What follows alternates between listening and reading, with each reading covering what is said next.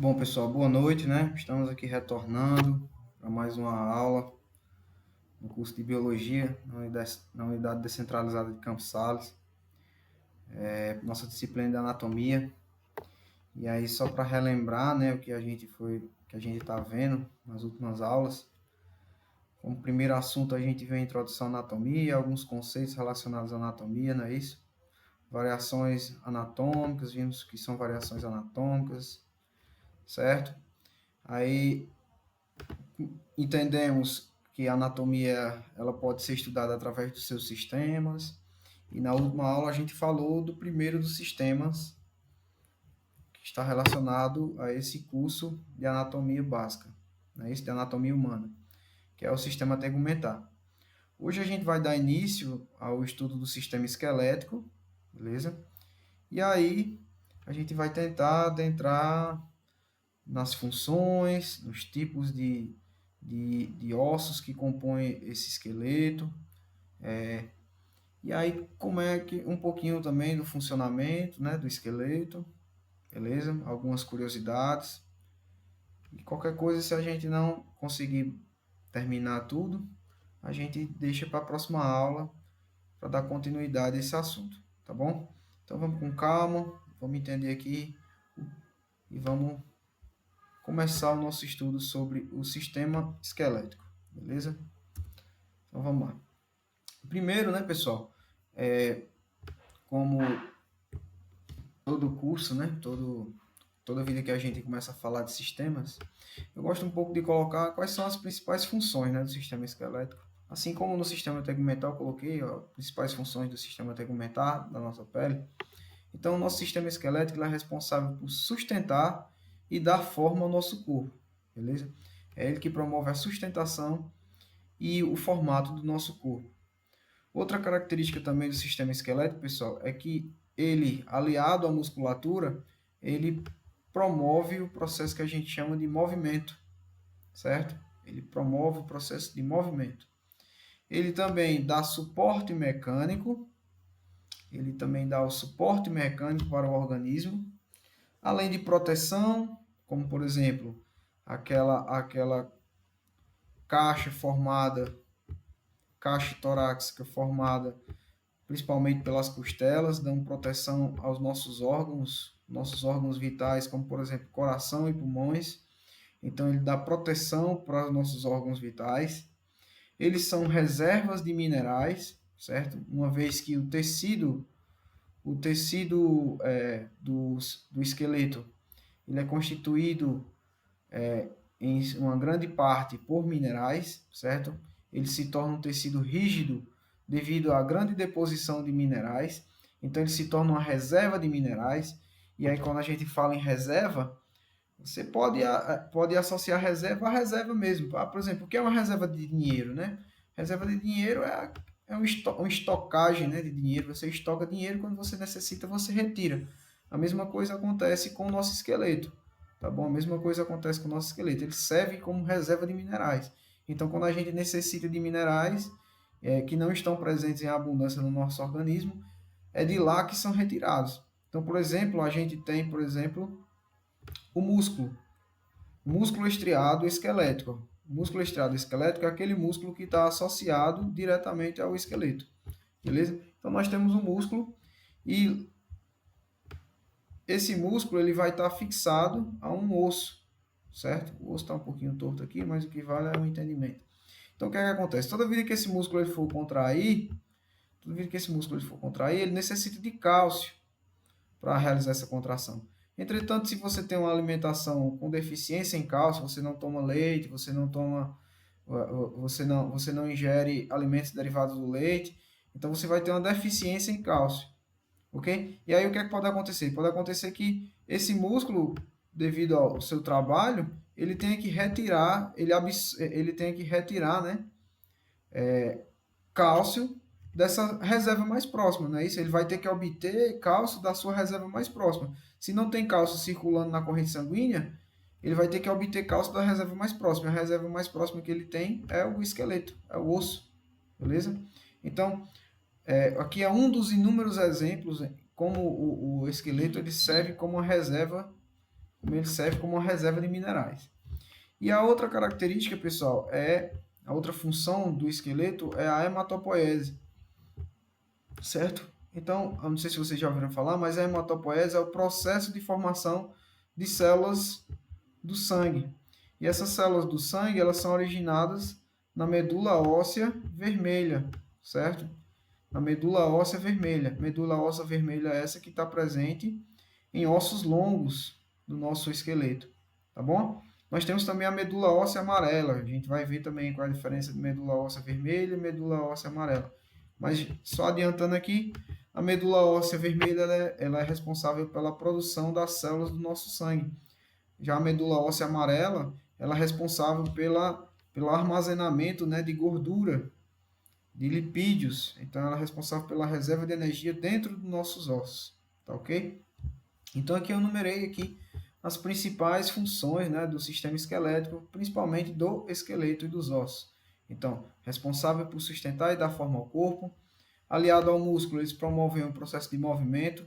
Eles também dão suporte mecânico, tá ok? Eles dão suporte mecânico.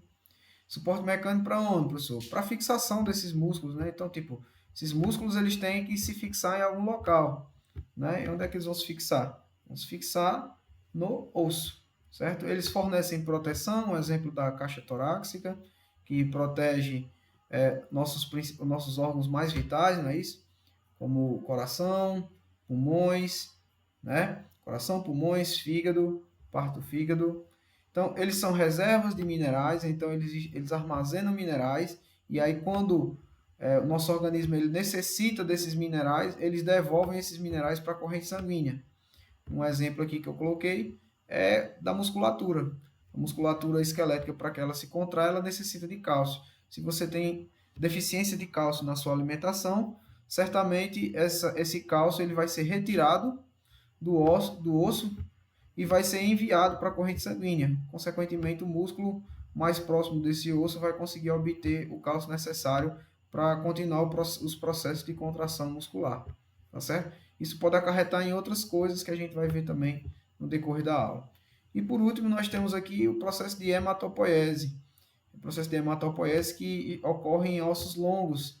Então, nos ossos longos nós temos a medula óssea vermelha. E a medula óssea vermelha é responsável por originar as células do sangue. Então, esse processo de hematopoiese é o processo de criação, de formação de células do sangue. Ela é originada pela medula óssea vermelha, que por sua vez está localizada em ossos longos do nosso corpo.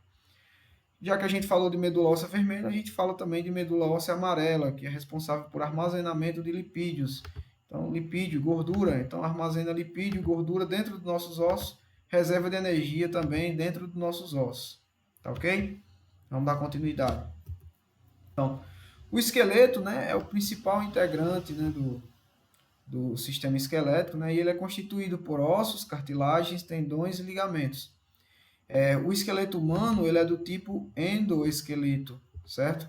Ele é do tipo endoesqueleto, ok? Então quer dizer que o esqueleto ele está encoberto por musculatura e pelo sistema tegumentar, certo? Na maioria das vezes. Ele é uma estrutura viva, por quê? Porque ele é capaz de crescer, se adaptar e se regenerar. Então, no decorrer do nosso desenvolvimento, nós atingimos a maturidade e aí o nosso esqueleto ele também atinge um elevado grau de desenvolvimento.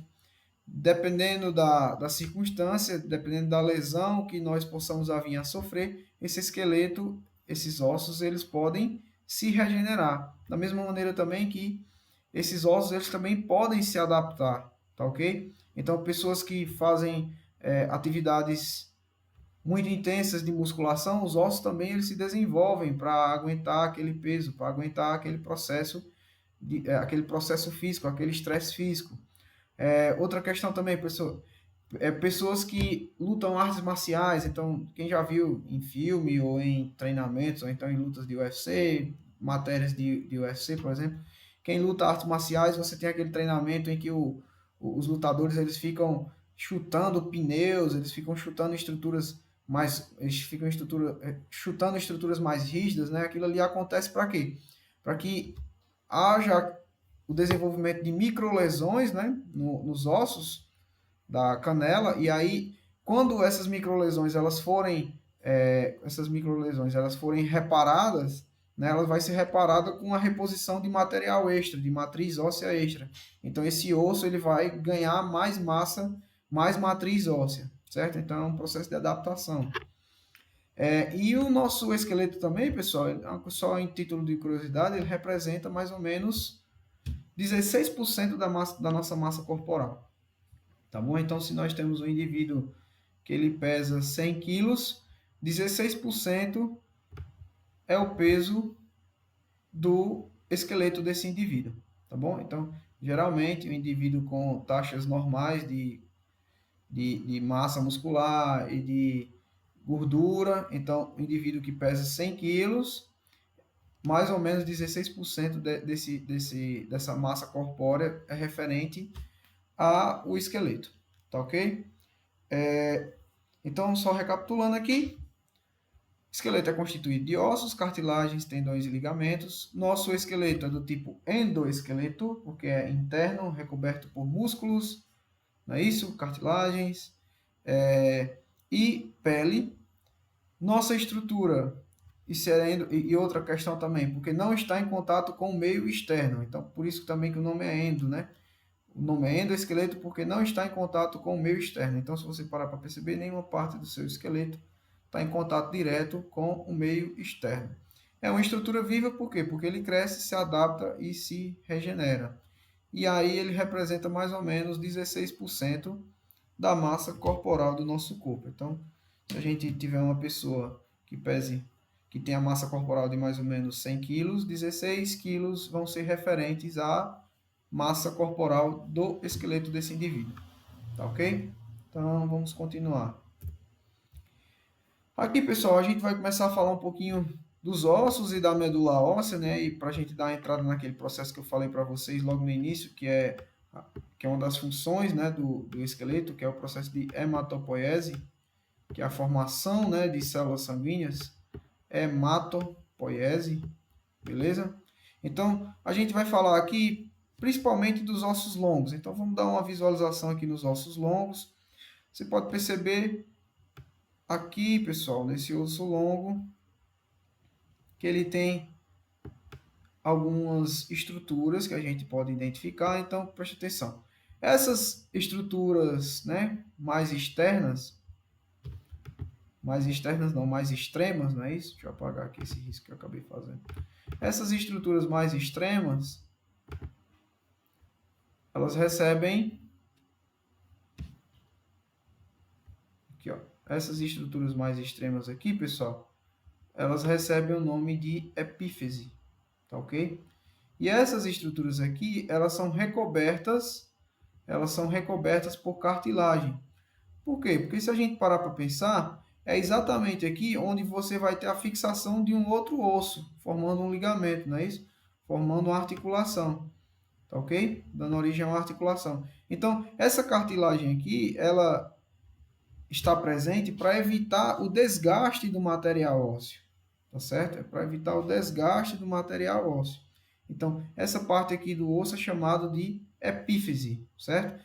Essa epífise ela pode ser chamada de epífise proximal e epífise distal. Nós temos a epífise proximal e a epífise distal. O que é a epífise proximal? É aquela que está mais próxima do centro do nosso corpo. A epífise distal é aquela que está mais distante do centro do nosso corpo. Tá ok? Nós temos também a metáfise. A metáfise, como o próprio nome já diz, vem de metade, né? Ela está no meio do caminho. Ela está entre essa parte mais longa do osso, que é a diáfise, que é o corpo do osso, né? Então, ela está entre a parte mediana do osso e as extremidades. Então, nós temos a metáfise. A metáfise ela está bem aqui. Tá ok? Ela está entre a extremidade, que é a epífise, e está entre o corpo do osso. Tá certo? Isso que também a gente tem uma metáfise proximal, da mesma maneira que a gente também tem uma metáfise distal, porque essa metáfise distal ela está bem aqui, ó. Essa metáfise aqui ela está entre quem? Ela está entre a epífise distal e a diáfise, certo? Então, ó, diáfise é o local do osso, né? A parte do osso que está né? Está entre as epífises, tá certo? É a parte do osso aqui, ó. Então, a diáfise é a parte do osso que está entre as epífises, entre as extremidades do osso. Lembrando que nós temos a metáfise.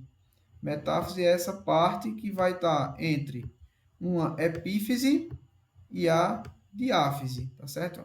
Metáfise é a parte do osso que a gente chama que está entre uma extremidade do osso e a parte central do osso, e o corpo do osso. Da mesma maneira que nós temos epífise proximal, nós também temos metáfise proximal. Da mesma maneira que a gente também tem epífise distal, nós também temos metáfise distal, tá certo? Essa metáfise aqui também, pessoal, ela é conhecida como a zona de crescimento do osso. Então, quando o indivíduo está no processo de desenvolvimento, então a gente tem até aqui para vocês aqui, ó. Deixa eu só dar uma apagadinha e preencher com outra cor. Então, bem aqui, pessoal, vocês podem perceber que nós temos a metáfise. E aqui nessa figura, a gente verifica que nós temos cartilagem, não é isso? Nessa figura, a gente verifica que a gente tem cartilagem. Essa cartilagem aqui, na realidade, ela representa a cartilagem de crescimento, certo? É aqui onde o osso ele vai crescer. Beleza? E aí, conforme o osso ele vai crescendo, conforme o osso ele vai chegando na sua maturidade, esse local aqui, ele vai desaparecendo. A quantidade de cartilagem presente aqui vai desaparecendo. Então, se a gente está tratando de uma criança, como é que se diz? A espessura de cartilagem que a gente tem aqui é uma espessura bem maior. A espessura de cartilagem que a gente tem aqui é uma espessura bem maior, porque uma criança ela está em pleno desenvolvimento, em pleno crescimento. Quando a gente vai chegando na fase adulta, não é isso? Lá por volta dos 20 anos, essa estrutura ela vai diminuindo. E aí depois, quando a gente chega nos 30, que é o estopim assim da forma física do ser humano, então a gente já vai ter uma diminuição drástica dessa cartilagem, indicando o quê? Indicando que o crescimento do osso ele está estagnando, certo? Ele está estagnando. Então, nesse osso aqui, pessoal, nesses ossos longos, tá? Nesses ossos longos, nós temos a presença da medula óssea vermelha, beleza? Então, vocês podem perceber que a medula óssea vermelha ela está aqui nas partes mais extremas do osso. Entretanto, o que é que acontece? Ela está nas partes extremas do osso em ossos de pessoas que já alcançaram a maturidade. Porque a medula óssea vermelha ela pode estar também aqui presente na diáfise do corpo. E conforme o indivíduo ele vai crescendo e vai se desenvolvendo, essa medula óssea vermelha ela vai sumindo. Então, deixa eu só... Conforme esse indivíduo ele vai crescendo, o osso vai crescendo, essa medula óssea vermelha ela vai sumindo e vai dando local a quem? Vai dando espaço para quem? Para a medula óssea amarela, que é uma reserva de lipídios, reserva de energia, que vai favorecer o crescimento do osso, certo? Lembrando que a medula óssea vermelha ela participa do processo de hematopoiese, processo esse que está relacionado com a formação de novas células do sangue, tá certo?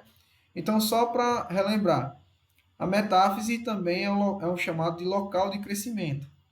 Nesse local de crescimento, nós temos uma grande concentração de cartilagem. E essa cartilagem, conforme o indivíduo ele vai crescendo e se desenvolvendo, ela vai sendo substituída pela chamada matriz óssea. Quanto mais velho o indivíduo, menor a concentração de cartilagem, indicando que o processo de crescimento ele está estagnando, ele está parando. Não é isso? Quanto mais novo o indivíduo, maior a quantidade de cartilagem nos ossos desse indivíduo, porque a gente está indicando que ele ainda está em processo de crescimento. A medula óssea vermelha, no início do desenvolvimento dos ossos, ela ocupa uma grande porcentagem desses ossos longos, certo? Entretanto, conforme o indivíduo ele vai se desenvolvendo, não é isso? Essa medula óssea e o osso vai crescendo, não é isso? Essa medula óssea vermelha ela vai sendo substituída por medula óssea amarela e essa medula óssea vermelha ela vai ficar retida principalmente nas epífises, que são as extremidades dos ossos, tá ok? Ela vai ficar retida principalmente nas epífises, beleza? E aí, nessa parte do corpo, que é a diáfise do osso, nós vamos ter uma maior concentração de medula óssea amarela, tá ok? De medula óssea amarela, que nada mais é do que uma reserva de lipídios. Se é uma reserva de lipídios, é uma reserva de gordura, uma reserva de energia para necessidades futuras do esqueleto, tá ok? Essa medula óssea amarela, pessoal, é facilmente encontrada nessas alimentações que a gente tem na nossa região Nordeste, né? Quem nunca comeu mão de vaca, né? Quem nunca comeu uma mão de vaca. Então, a mão de vaca, você tem que... Os ossos do boi, eles são cortados, né? Eles são cortados, e aí essa medula óssea amarela é a que a gente chama de tutano, né? Que a gente chama de tutano. É a nossa medula óssea amarela, tá bom? Então, só para recapitular, né? Só para recapitular, os ossos longos eles são divididos em epífise, que são as extremidades do osso, e elas são recobertas por cartilagem. Por que é que elas são recobertas por cartilagem? Porque são nessas extremidades onde a gente vai ter a formação das articulações. Então, a gente vai ter a conexão entre os ossos, não é isso? Para a formação de uma articulação. Se você não tem essa cartilagem, os ossos eles vão se desgastar e vão causar dor, né? Existe até casos de indivíduos que, devido a exercícios físicos errados ou dependendo de algum tipo de acidente ou alguma doença, tenha deficiência nessas cartilagens, não é isso? Das epífises, e aí ele sente muita dor, porque quando ele se movimenta, qualquer movimento, as suas articulações, os ossos eles entram em contato, e aí você tem a perda e um processo de a perda, né, do material ósseo. Esse material ósseo ele é danificado e causa bastante dor no indivíduo, certo? Nós temos a diáfise, que é a parte central, a parte central dos ossos longos, que também pode ser chamado de corpo.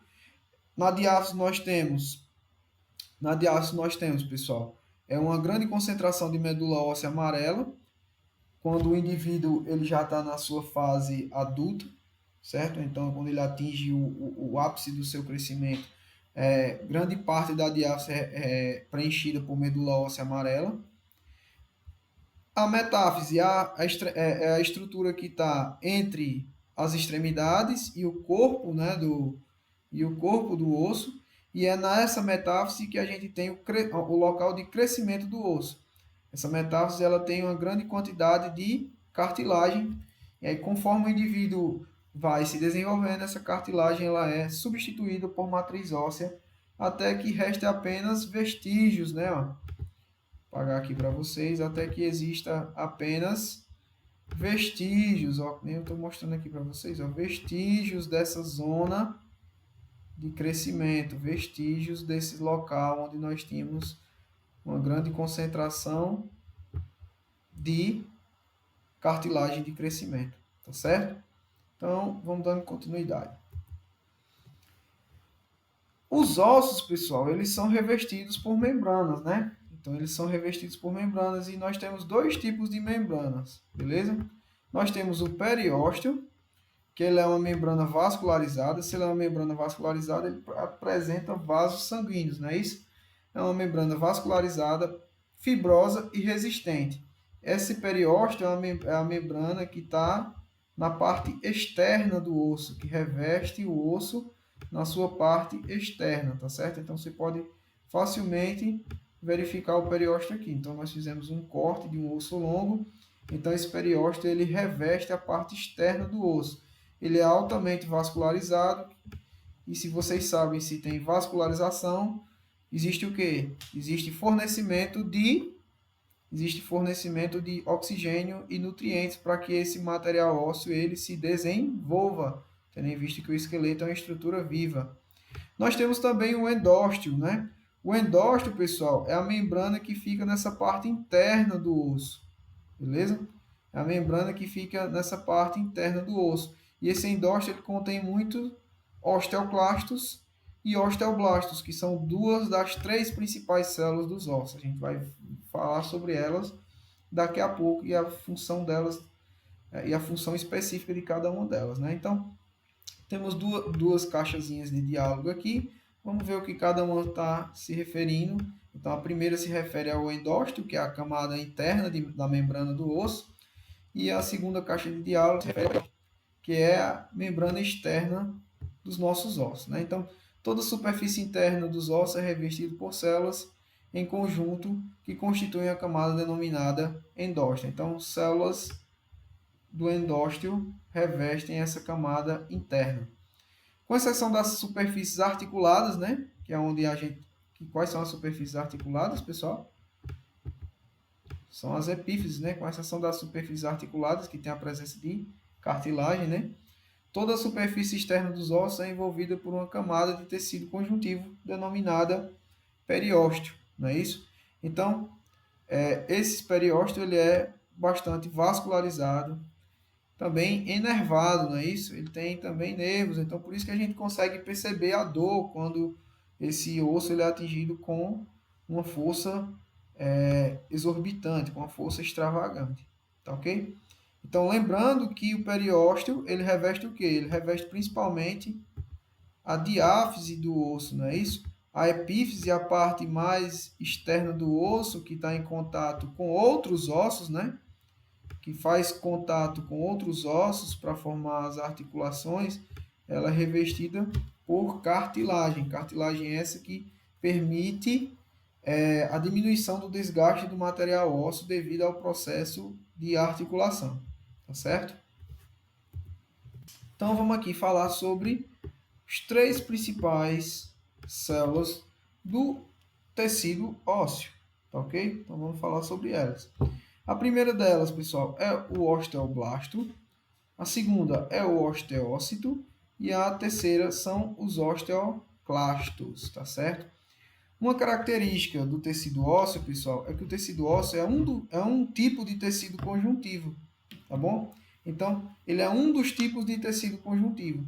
E os tecidos conjuntivos, eles são formados por células mesenquimais ou células hematopoéticas. Então, eles são formados por células que a gente chama de células-tronco, né? Eu acho que todos vocês já devam ter ouvido falar em células-tronco. Então, tecido conjuntivo, eles são formados por células mesenquimais ou por células hematopoéticas, tá certo? Geralmente, essas células-tronco hematopoéticas são células primordiais do tecido conjuntivo que vão formar células sanguíneas, tá bom? Entretanto, o que é que eu posso falar para vocês, né? Que os osteoblastos e os osteócitos, eles são formados por células tronco, né? Por células primordiais do tecido conjuntivo do tipo mesenquimais. E os osteoclastos, eles são formados por células tronco do tecido conjuntivo do tipo hematopoética. Então, professor, se eu está falando de hemato, quer dizer que o sangue também, né, é um tipo de tecido conjuntivo, exatamente. O sangue é um tipo de tecido conjuntivo, só que líquido. O tecido ósseo é um tipo de tecido conjuntivo que ele é mais rígido, não é isso? Mas aí vamos para cada uma das funções, né? Nós temos os osteoblastos, que são, né, que são essas células aqui, ó, que eu coloquei para vocês. Aqui, pessoal, quem é essa célula aqui? As células progenitoras, as células que vão dar origem aos osteoblastos. Se eu falei que os osteoblastos são formados por células-tronco, então essa célula aqui, pessoal, é uma célula-tronco mesenquimal, tá bom? Célula mesenquimal, tá? Ela vai ser estimulada e vai originar uma célula óssea. A célula óssea, uma das células ósseas mais importantes, e que é originada dessa célula mesenquimal, é o osteoblasto, tá certo? Esse osteoblasto ele é responsável por quê? Pela síntese de material ósseo. É ele que vai sintetizar a matriz óssea. Então, se você está em fase de crescimento, quem é que está sintetizando?